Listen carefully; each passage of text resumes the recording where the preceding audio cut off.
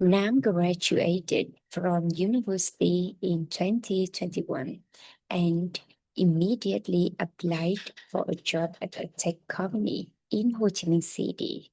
He got the offer, packed his bags, and moved south within a week. The first few months were difficult.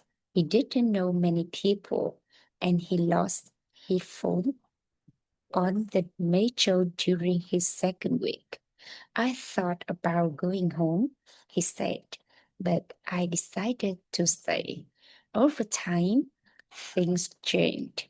He made new friends, achieved his first promotion, and even won an award for his team's project. Looking back, Nam says he doesn't regret the decision he made.